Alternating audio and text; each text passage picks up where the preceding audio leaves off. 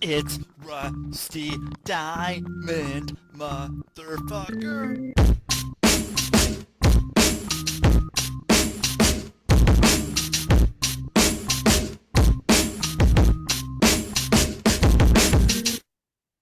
Yo, man. Boom, it's Rusty. What's up, everyone? It is Monday morning here, September something or other. I don't know. I don't know what the date is. September 18th, 2023, episode 469. Getting there in the numbers. So, thank you, everyone, for being here on the Public Access Podcast, the Podcast, here on the Quantum Global Broadcasting Network, QGBN, and I'm your host, Rusty Diamond. And thank you, everyone, again for being here. And today, I'm just going to get right into it. It's Monday morning. We're getting to go an hour earlier than normal, which is awesome. I don't have to wait around till 10 in the morning, be up for 5 hours before I start doing the podcast. Someone else on the West, no, not West Coast, the East Coast as well. So I will get right into it. Geez, I haven't even gotten to whatever to. I guess I need coffee. I haven't had coffee yet this morning, so maybe that's what's going on. So let's get right into it. My special guest is right here and right now, and my special guest right here right now is Bob Gonzalez. And Bob, how you doing here? Hi, Rusty. How are you? I'm great. How about yourself? I'm just fine, thanks. Good. So you're down in Florida? Yes, sir. All right. I'm in the Okay. I'm in the How's Northern Panhandle.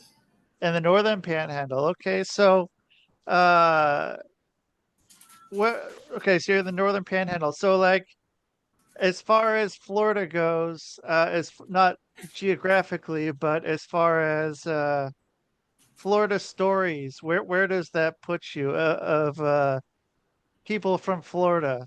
Does that make sense? Am I saying that the correct way? Is like Florida has very many interesting stories of people from Florida um, Mm. all the time. Where is the Panhandle? Do a lot of the people come from the Panhandle, or are they more from other parts of the state, or do you know? Oh, yeah. Well, the other part of the state, the peninsula part, is more populated by far. Most of the bigger cities are down there: Miami, Orlando, Jacksonville, Okay, Tampa. The Panhandle has I'm between Panama City and Pensacola. all right. And I'm actually, So, and a lot of people don't know this, I'm in the central time zone. The time zone changes right around Tallahassee. oh, I would have never guessed that in Florida Yeah, there is a yeah, central time zone. yeah. We're almost as far west as Chicago here in Pensacola. Whoa. Okay. Mm, That's incredible. Okay. I would have yeah, never guessed. Okay. Wow. So learn yeah, something new. Florida has yeah. two time zones. So Mm. okay. So what brought you down there? Was it the fishing? The that Oh, for brought you down sure. to Florida? Well, the beauty of the area, I grew up in Pennsylvania where winters were long and cold.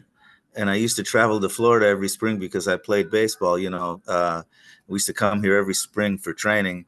And it was just after one of those springs, after being down here in 70-degree weather, then going back to the 40s, that I said, you know what, I have to make this a year-round thing. So I came down here and I decided to stay.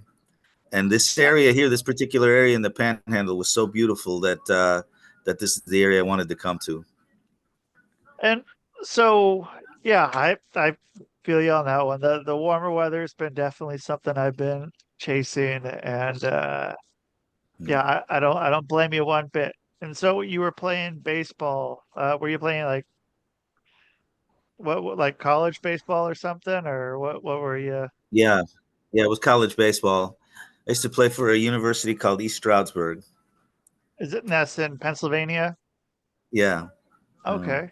All right. And yeah. then yeah, just couldn't. was there a while that you stayed up there after college, or was as soon as college was done, you were right down to Pretty much Florida? as soon as it was done, I hightailed it down here and and I stayed. Yeah. Then Yeah, not a I opened up a small business, and then I started to get into fishing because the area where I'm at is known as the world's luckiest fishing village, and fishing is a way of life here, you know. So I started getting into the fishing, and after about 15 years of being out on the water, I had a lot of stories I thought people would enjoy, and I turned it into a book. And this is the cover of the book, A Flicker in the awesome. Water. Okay. Yeah.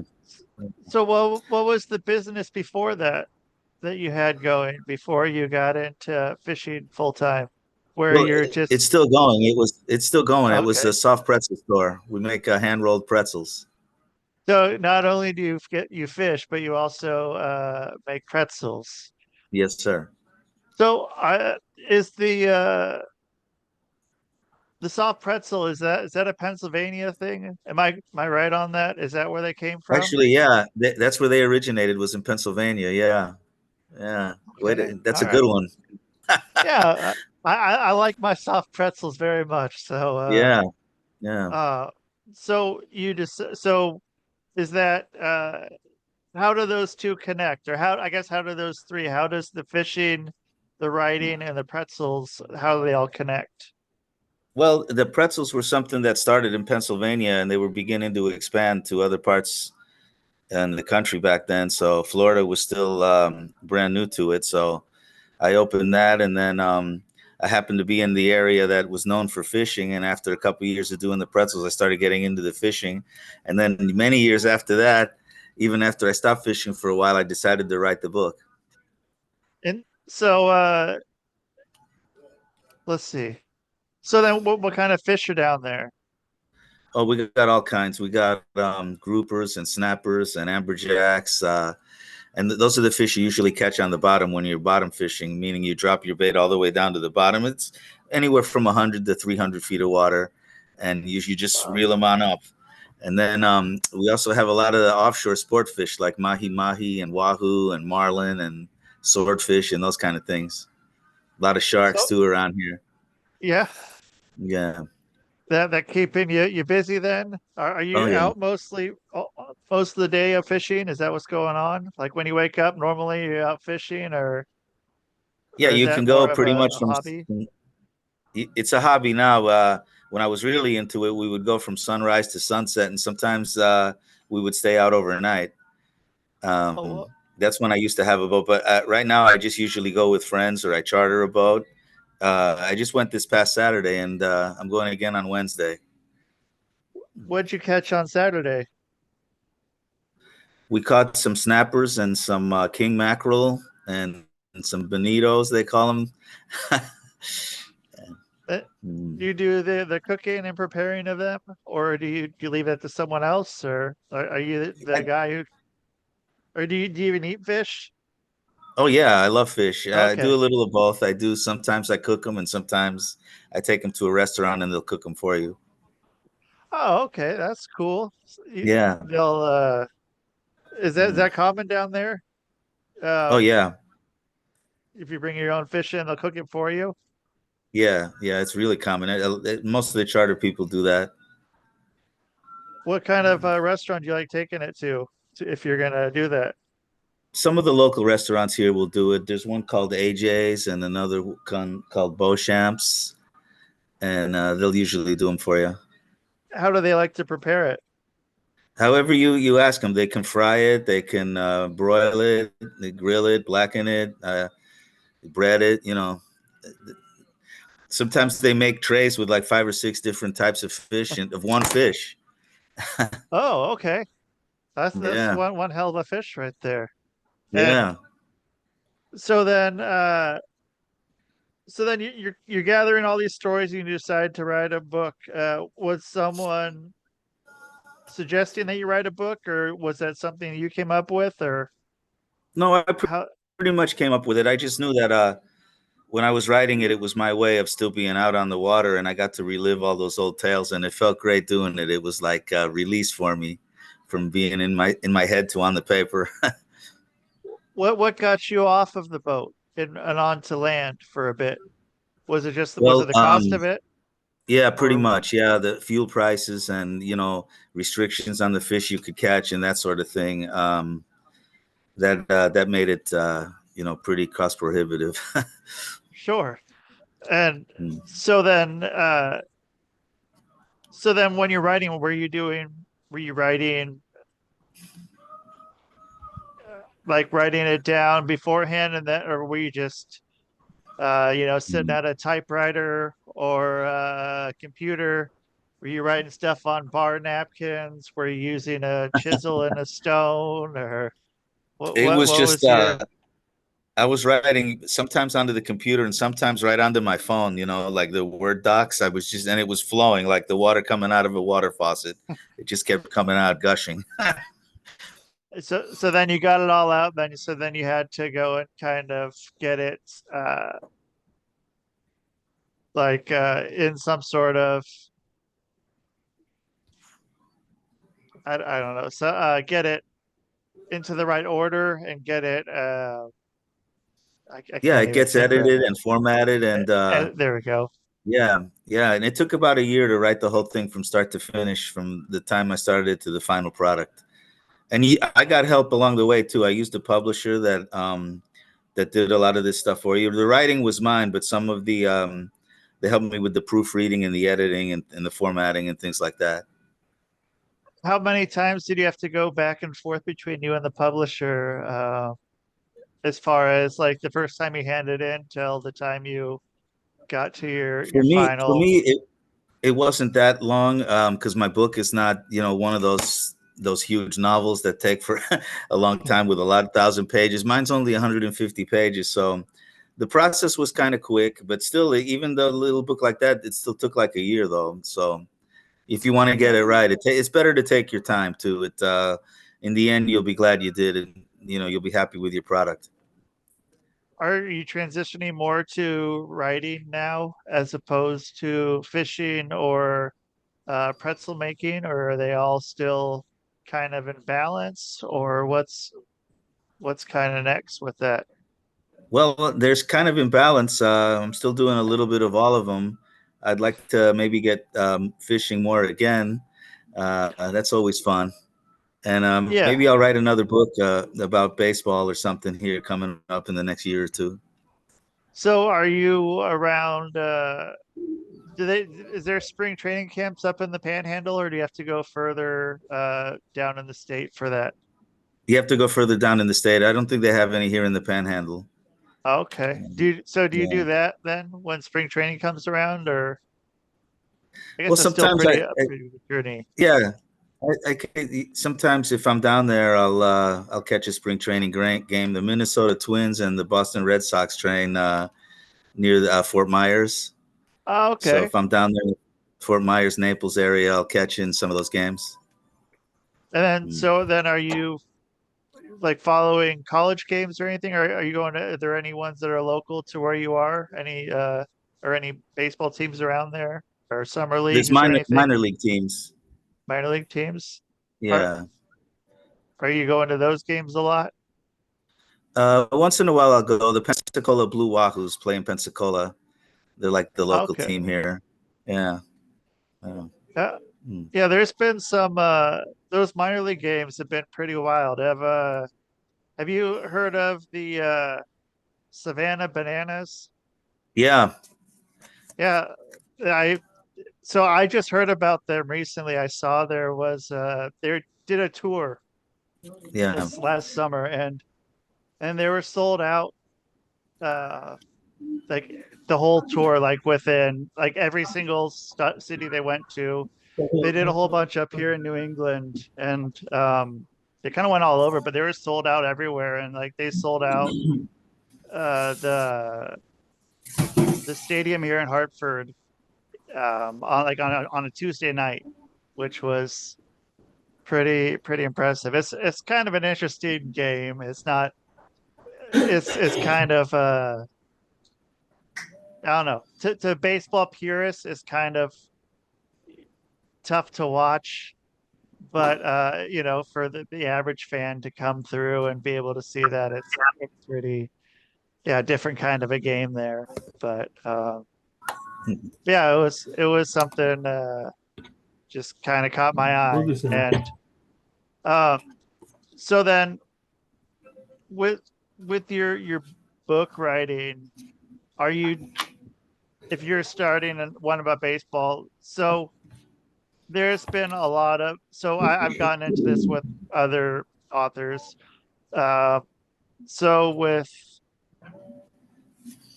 AI help and stuff, is that anything that where are you with that? Uh, you You know, know, I really don't know anything about that AI stuff. I mean, I have a hard enough time keeping up with the internet with yeah, with all the as it is. You know, it's AI right. is just another step for me that I haven't even gotten into it yet at all. Yeah, if you can write, who needs AI then, you know? Yeah, I'm a postage stamp guy and a pen and paper kind of guy. You know. Perfect. Yeah, nothing wrong with that. It's a lost art. And Yeah. you know, there's that was something else. So I've spoke to some people who have done books. One of them, he was uh let's see, he was captured and he was like it wasn't a war thing, but he was held hostage. He was a hostage somewhere, and he wrote a whole bunch of letters back home, and that ended up being how his book was. And uh but then I don't know because he still had all these, but he transferred them into words, like into on the computer. um have you ever thought of doing something since you're uh writing with a pen and paper is sort of a lost art? Would you ever think about doing some sort of book with writing about, yeah, or just taking the page as is written out with your handwriting and making that into a book? Or would you be pretty set on having it written out on the computer, since it seems like you write better on the computer or your phone? Or was it just Yeah, something it you knew has to be the about? computer or the phone. If I wrote it out, nobody'd be able to read it. Right. Yeah, that seems to happen a lot with Mm, the writing. That's how mm, it'd be for me. I don't think anyone could ever read what I wrote. I had a friend suggest that to me when I was, yeah, I when I used to write a lot and I used to do a lot of comedy and stuff. I had all the stuff written down, but yeah, nobody would be able to read it except for me. So yeah, yeah. So well, anyway, what can you do? But yeah. so what position did you play when you were playing baseball? Well, I was an outfielder, first baseman. Okay. So so you either, because yeah, the outfielder usually has to have a good arm, but at first base you don't really need as good of an arm. Was there a reason? Did you go to first base because something happened to your arm, or were you playing first base and then went out to outfield, or how'd that come about? Well, I'm a left-handed thrower, so and you can only play Ah, first base or outfield, or unless you pitch. And I wasn't a okay. That pitcher, so yeah, Yeah. Uh yeah, and you probably got to save your arm not being a pitcher to save your yeah, shoulder and yeah, yeah, whatnot. Okay.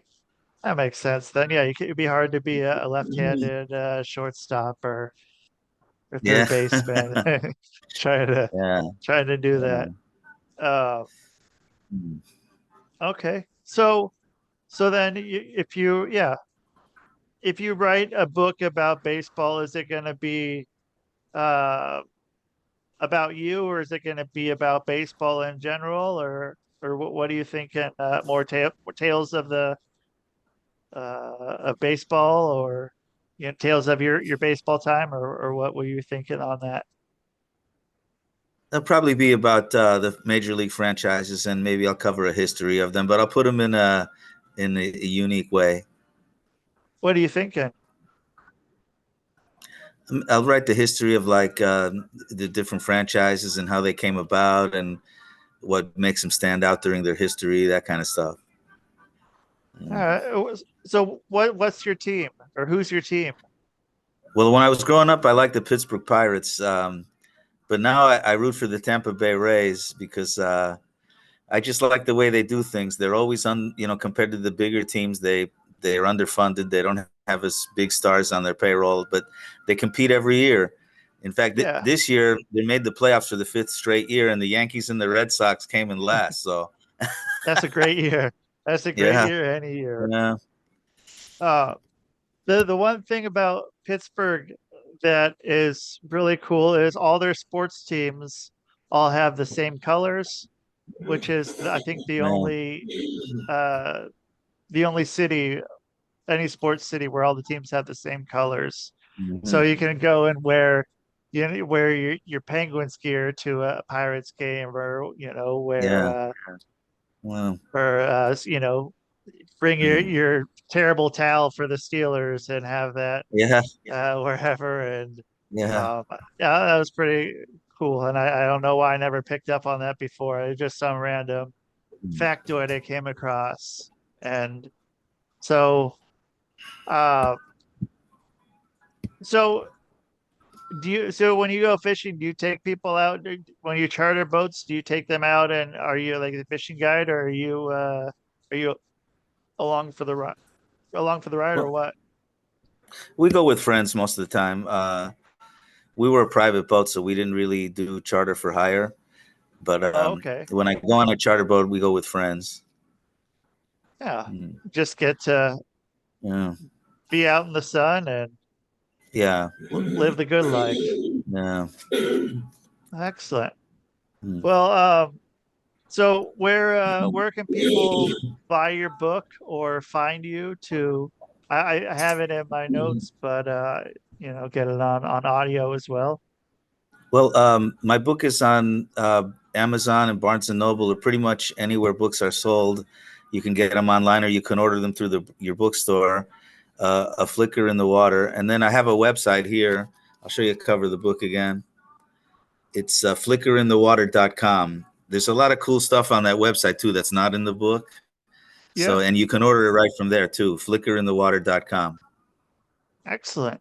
Okay. Well, yeah, Bob, thank you so much for being on, and really got to enjoy talking with you. And yeah, I'll make sure everyone is out buying your book. So, yeah, thank you again, and yeah, get out in the water and go have a good rest of your day. All right.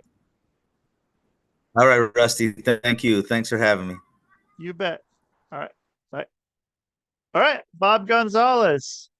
So yeah, you guys go out, buy his boat. If you're down there in Florida, go out and go on a boat with him. Take him out fishing. Call up Bob and say, Bob, you want to go fishing? Take him out. I think he'd like that. Who wouldn't? Who wouldn't like that? So thank you everyone so much for listening here on the Quantum Global Broadcasting Network, QGBN. I'm your host, Rusty Diamond, and that is the show. Man, boom!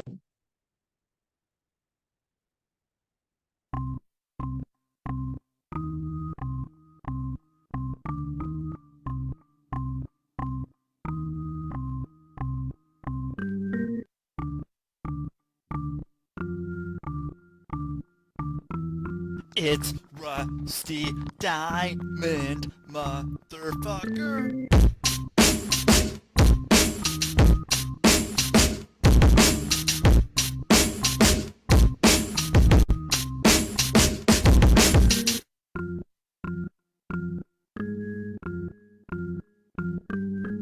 It's Rusty Diamond, motherfucker. Ernest!